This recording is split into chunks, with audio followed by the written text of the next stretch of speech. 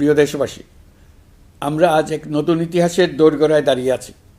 এই দেশ আমাদের, এই রাষ্ট্র আমাদের, এর ভবিষ্যৎও আমাদের হাতেই। এখন আমাদের ঐক্যবদ্ধ হয়ে সামনে এগিয়ে যাওয়ার পালা। আমরা এবারে জাতীয় জীবনে নতুনভাবে ঐক্যবদ্ধ হওয়ার সুবর্ণ সুযোগ হিসেবে নিতে চাই। মহান মুক্তিযুদ্ধ ও জুলাই গণ অভ্যুত্থানের ঐতিহাসিক অনুপ্রেরণা ধারণ করে জনগণের ক্ষমতায়নের লক্ষ্যে এগিয়ে যাওয়া এবং গণতান্ত্রিক উত্তরণের পথে যেই নবযাত্রা সূচিত হয়েছে তা এগিয়ে নেওয়াই আমাদের সম্মিলিত দায়িত্ব। আসুন শতবর্ষের সংগ্রাম ও বহু কষ্টে অর্জিত স্বাধীনতাকে পূর্ণতা দিতে নতুন প্রজন্মের জন্য একটা নিরাপদ, সুখী ও সুন্দর বাংলাদেশ গড়ে তোলে। ধর্ম, বর্ণ, গোষ্ঠী এবং লিঙ্গ পরিচয় নির্বিশেষে সবাই ঐক্যবদ্ধভাবে হাতে হাত রেখে এগিয়ে যাই শান্তি, সমৃদ্ধি ও গণতন্ত্রের পথে। আসুন ন্যায় বিচার, গণতন্ত্র, মানবিকতা ও উন্নয়নের পথে একসঙ্গে এগিয়ে যাই।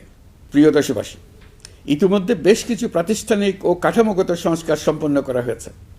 কয়েক ডজন পুরনো আইন সংশোধন করা হয়েছে এবং বেশ কয়েকটি নতুন আইন প্রণয়ন করা হয়েছে। সংস্কারের সবচেয়ে বড় পদক্ষেপ হচ্ছে জুলাই জাতীয় সনদ।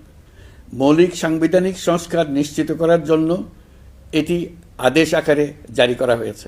জুলাই জাতীয় সনদ বাস্তবায়নে এখন নাগরিকদের অনুমোদন নেওয়ার পালা। তাই আগামী নির্বাচনে আপনাদের সিদ্ধান্ত অপরিসীম গুরুত্বপূর্ণ। গণতান্ত্রিক ভবিষ্যতের পথরেখা এখান থেকেই সূচিত হবে।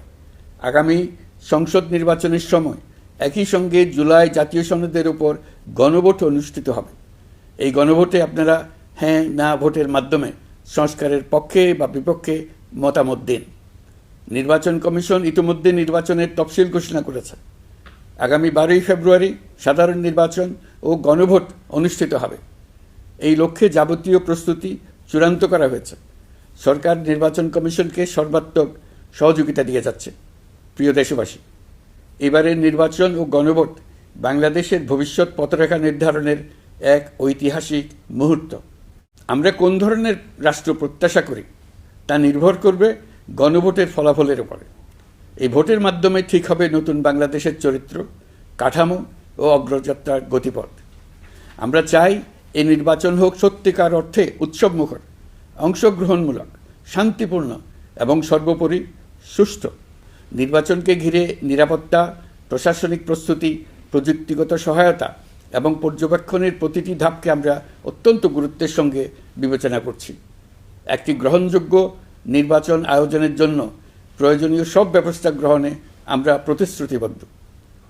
একটি বিষয় বারবার মনে করিয়ে দিতে চাই, নতুন বাংলাদেশ গঠনের দায়িত্ব আমাদের সবার। আপনাদের মূল্যবান ভোটেই আমাদের রাষ্ট্রের ভবিষ্যৎ নির্ধারণ করবে।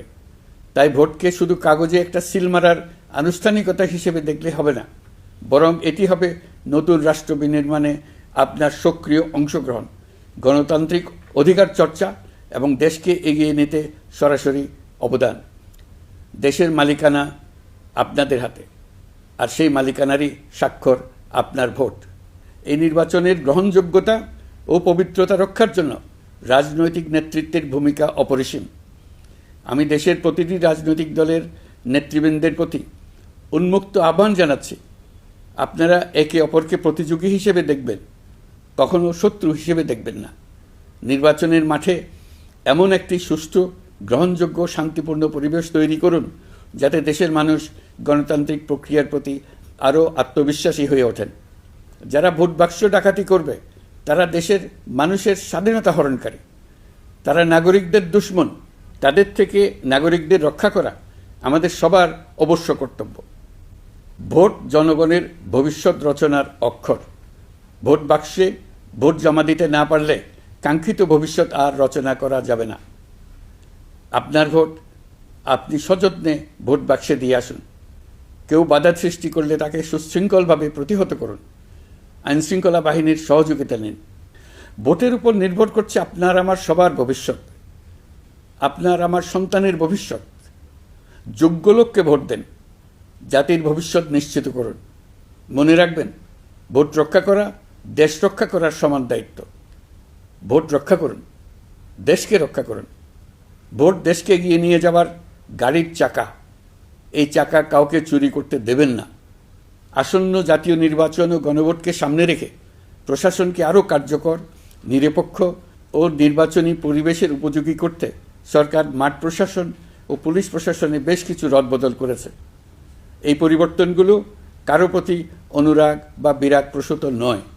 এগুলো করা হয়েছে দক্ষতা, যোগ্যতা এবং পেশাগত সক্ষমতার ভিত্তিতে।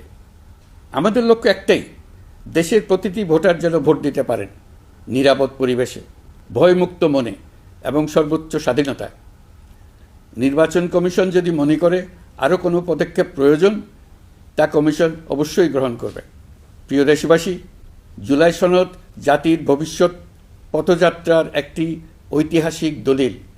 এই সনদে আমরা যে সংস্কারমালা প্রস্তাব করেছি, রাজনৈতিক স্থিতিশীলতা, বিশ্বাসযোগ্য নির্বাচন, প্রশাসনিক জবাবদিহিতা, দুর্নীতি হ্রাস, অর্থনৈতিক পুনর্গঠন এবং সমাজে সম অধিকার প্রতিষ্ঠা, এসব বাস্তবায়নের জন্য প্রয়োজন জনগণের সুস্পষ্ট মতামত। কারণ একটি জাতীয় রূপান্তর কখনই একক নেতৃত্ব বা একটি প্রশাসনের মাধ্যমে টেকসই হয় না, জনগণকেই চূড়ান্ত সম্মতি দিতে হয়। এই কারণেই আমরা গণভোটের আয়োজন করেছি, যাতে দেশের ভবিষ্যৎ সংস্কার দিশা নির্ধারণে জনগণ সরাসরি সিদ্ধান্ত দিতে পারেন। এই গণভোট হবে বাংলাদেশের ইতিহাসে নতুন মাইলফলক। এখানে আপনাদের প্রতিটি ভোট আগামী দিনের রাষ্ট্র ব্যবস্থার ভিত্তি স্থাপন করবে। এবারের নির্বাচনটি অনেক বেশি গুরুত্বপূর্ণ, কারণ একই দিনে এবার দুটি ভোট, একটি সংসদ সদস্য নির্বাচনের ভোট আর একটি গণভোট, যার প্রভাব হবে শতবর্ষব্যাপী। কাজেই অবশ্যই ভোট দেন, ভবিষ্যৎ নিশ্চিত করুন। এর মাধ্যমে আপনারা জানিয়ে দিন, আপনারা কি জুলাই সনদের সংস্কার কাঠামোকে এগিয়ে নিতে চান কি চান না। আপনাদের ভোটই নির্ধারণ করবে রাষ্ট্র কোন পথে অগ্রসর হবে, প্রশাসন কোন কাঠামোয় পুনর্গঠিত হবে এবং নতুন বাংলাদেশ কেমন রূপ পাবে। প্রিয় দেশবাসী, আপনারা জানেন জুলাই অভ্যুত্থানের সময় আমাদের প্রবাসী ভাই বোনেরা কী তৎপরতার সঙ্গে এগিয়ে এসেছিলেন। ফেসিবাদের মসনদ গুড়িয়ে দিতে তারা অভূতপূর্ব ভূমিকা রেখেছেন। প্রবাসীদের এই ভূমিকা শুধু জুলাইয়েই নয়, আমরা দেখেছি 1971 সালের মহান স্বাধীনতা সংগ্রামের সময়।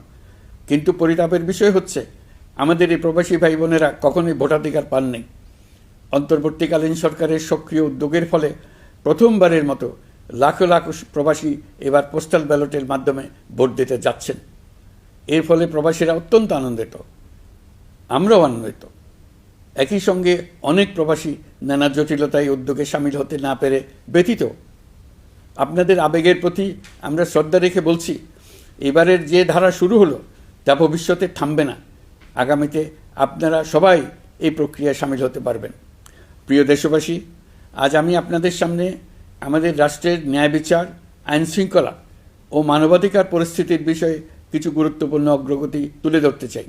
একটি আধুনিক, ন্যায়ভিত্তিক ও জবাবদিহিমূলক রাষ্ট্র প্রতিষ্ঠার জন্য বিচার বিভাগকে স্বাধীন করা অত্যাবশ্যক। বহুদিন ধরে বিচার বিভাগ প্রশাসনের বিভিন্ন কাঠামোগত সীমাবদ্ধতার কারণে তার পূর্ণ সম্ভাবনা অনুযায়ী কাজ করতে পারেনি। এটি জনগণের ন্যায় বিচার পাওয়ার অধিকারের বাধা সৃষ্টি করেছে আর রাষ্ট্রের উপর মানুষের আস্থাকেও দুর্বল করেছে। অন্তর্বর্তীকালীন সরকারের অন্যতম বড় পদক্ষেপ বিচার বিভাগের প্রশাসনিক স্বাধীনতা নিশ্চিত করা। আনন্দের সঙ্গে আপনাদের জানাতে চাই, ইতিমধ্যে বিচার বিভাগকে স্বতন্ত্র প্রশাসনিক কাঠামো দিয়ে পৃথক সচিবালয় গঠন করা হয়েছে। এই পদক্ষেপ বাংলাদেশের বিচার ব্যবস্থার সংস্কারের ইতিহাসে একটি যুগান্তকারী মাইলফলক। এখন থেকে আর রাজনৈতিক কোনো চাপ বা প্রভাবের মাধ্যমে বিচারিক স্বাধীনতা যাতে ব্যাহত না হয়, সে নিশ্চয়তা আরও জোরদার হবে। প্রিয় দেশবাসী, আমাদের দেশের পুলিশ প্রশাসন দীর্ঘদিন ধরে নানা সমস্যার মুখোমুখি। ফ্যাসিস্ট আমলের দুর্নীতি, ক্ষমতার অপব্যবহার ও স্বার্থান্বেষী নিয়োগের কারণে সাধারণ মানুষ পুলিশের প্রতি আস্থা হারিয়েছে। আমরা চাই এই আস্থা পুনঃপ্রতিষ্ঠিত হোক। সেই লক্ষ্যে গৃহীত হয়েছে পুলিশ কমিশন অধ্যাদেশ 2025। ফ্যাসিবাদী শাসন আমলে আমাদের মানবাধিকারহীন এক ভয়াবহ রাষ্ট্রে বসবাস করতে বাধ্য করা হয়েছিল। অথচ সেই ফ্যাসিস্ট সরকারেও জাতীয় মানবাধিকার কমিশন নামে একটি সংস্থার অস্তিত্ব ছিল। মূলত আজ্ঞাবহ লোকদের দ্বারা এই ধরনের প্রতিষ্ঠানগুলো পরিচালিত হতো নিজেদের অপকর্মের বৈধতা নিশ্চিত করার স্বার্থে। এই অসাধু ব্যবস্থার পরিসমাপ্তি ঘটানোর উদ্দেশ্যে অন্তর্বর্তীকালীন সরকার জাতীয় মানবাধিকার কমিশন অধ্যাদেশ 2025 জারি করেছে। সবাইকে আন্তরিক শুভেচ্ছা জানাচ্ছি। আল্লাহ হাফেজ।